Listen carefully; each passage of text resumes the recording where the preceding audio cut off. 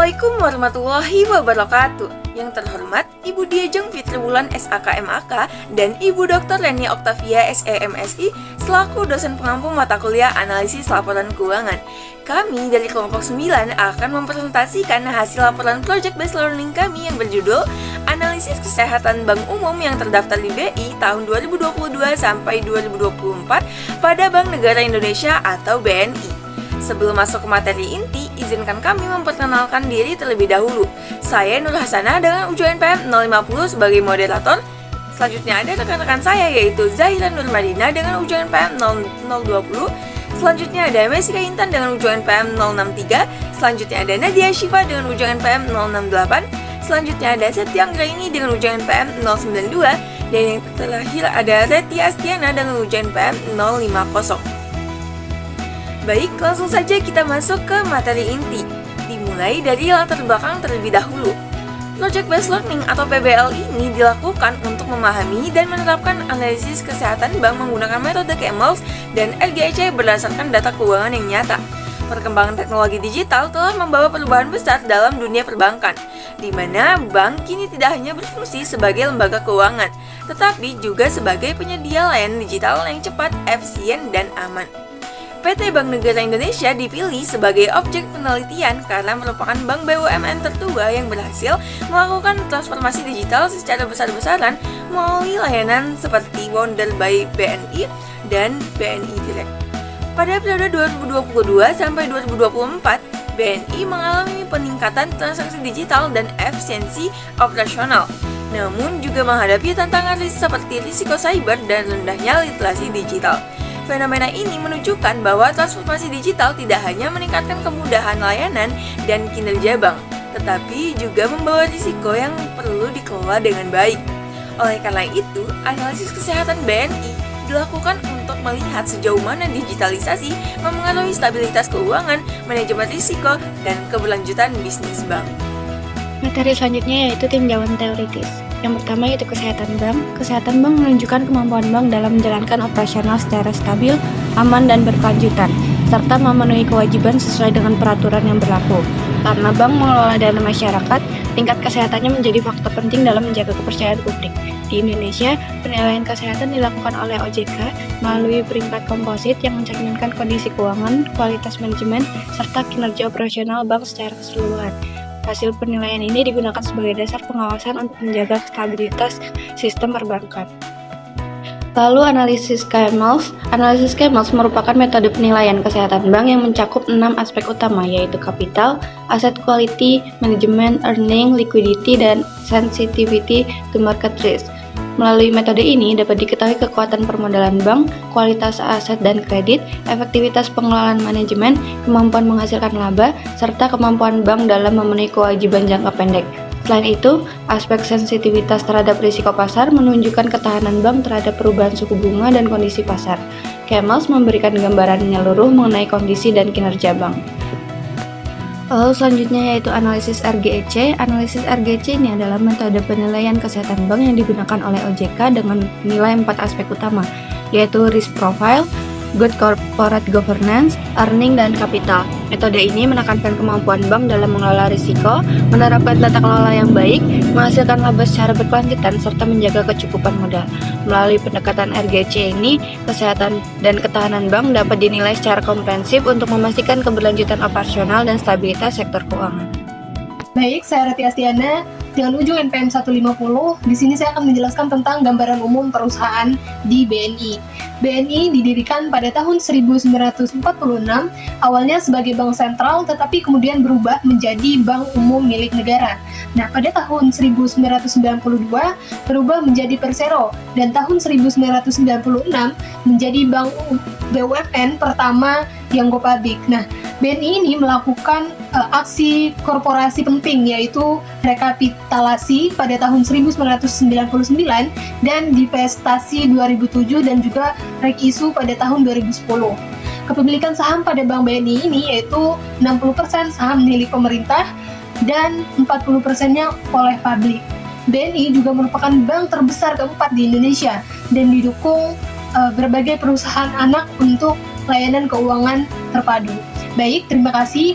Mungkin itu saja materi dari saya kembalikan ke moderator. Selanjutnya adalah overview kinerja keuangan komparatif. Yang pertama adalah laporan posisi keuangan konsolidasian. Pada 2022, aset BNI tumbuh 6,7% didorong oleh kenaikan pinjaman sebesar 10,9% dengan kontribusi mencapai 62,7% dari total aset, menegaskan peran BNI sebagai bank penyalur kredit. Pertumbuhan juga didukung oleh peningkatan obligasi pemerintah dan lonjakan giro BI. Sementara liabilitas derivatif meningkat seiring aktivitas lindung nilai.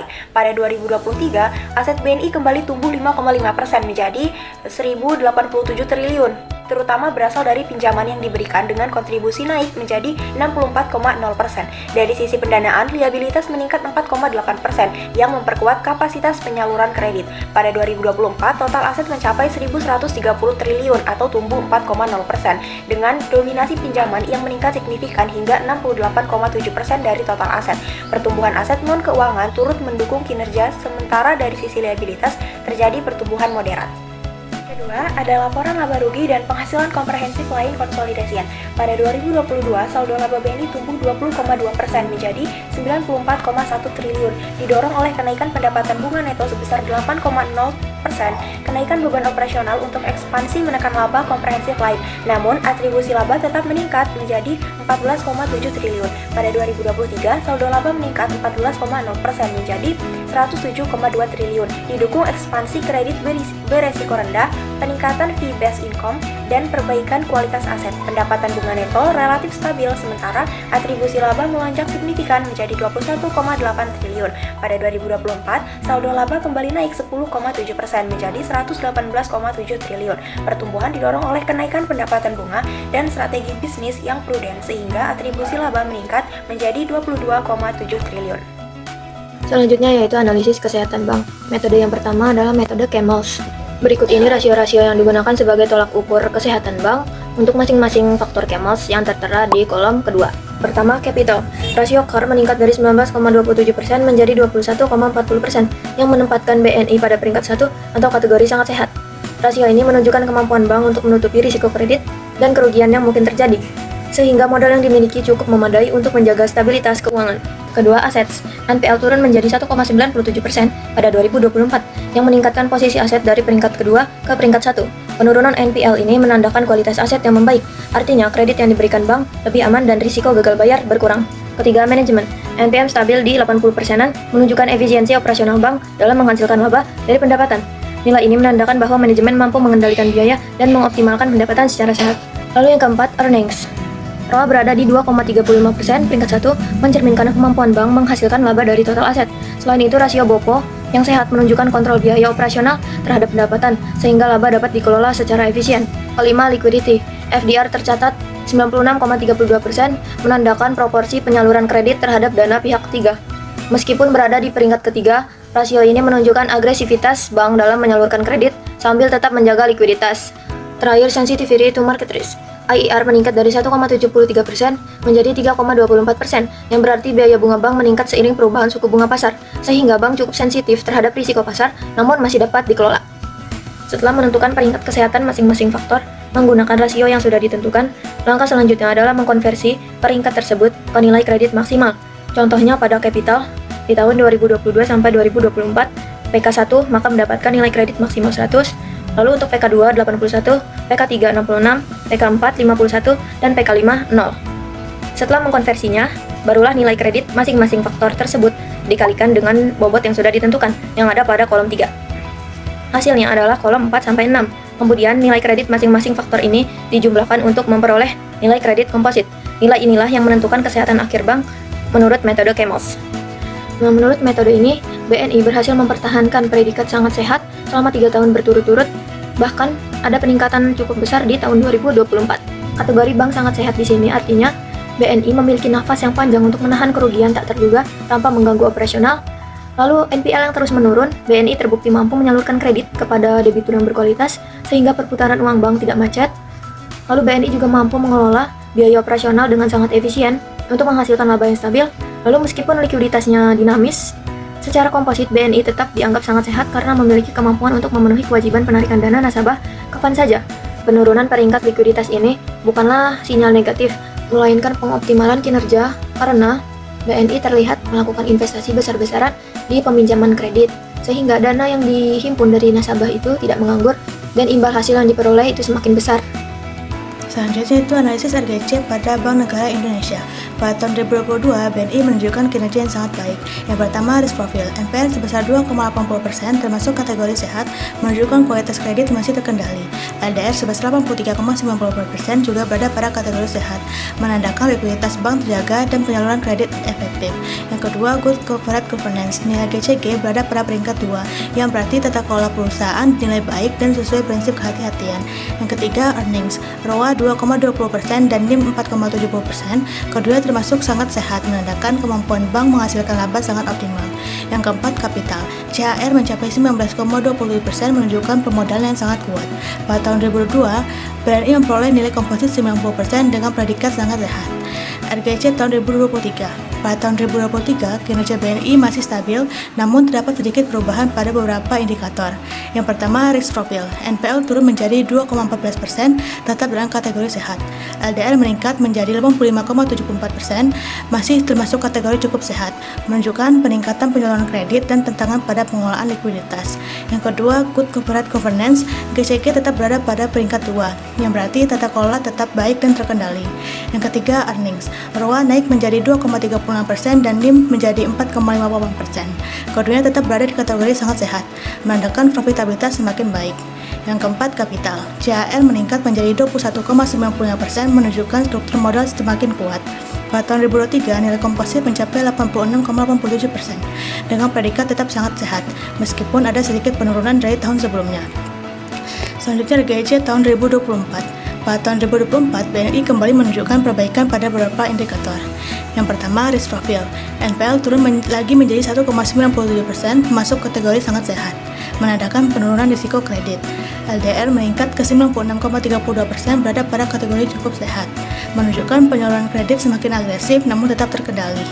Yang kedua, good corporate governance. GCG tetap berada pada peringkat 2, yang berarti tata kelola perusahaan tetap konsisten baik.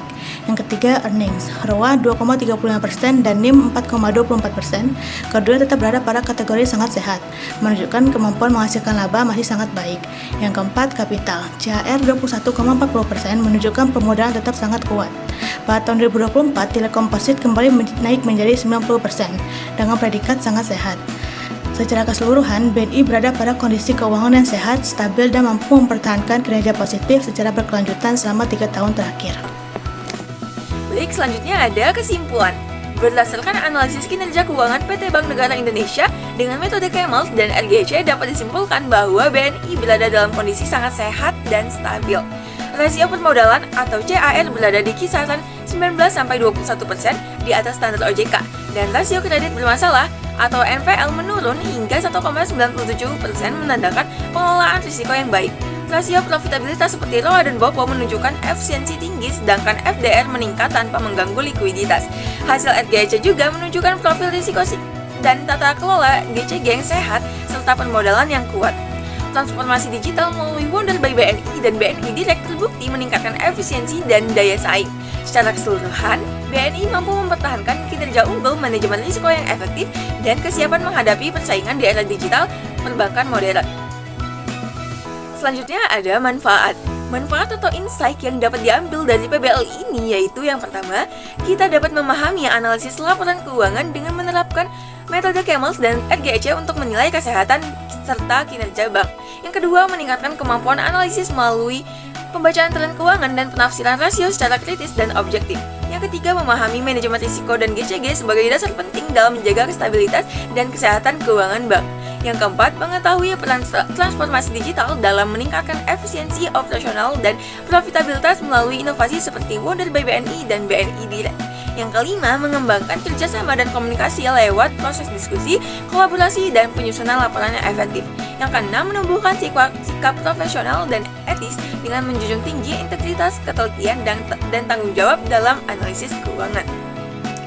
Sekian presentasi yang dapat kami sampaikan. Mohon maaf jika ada kesalahan penulisan atau perkataan. Kami akhiri. Wassalamualaikum warahmatullahi wabarakatuh.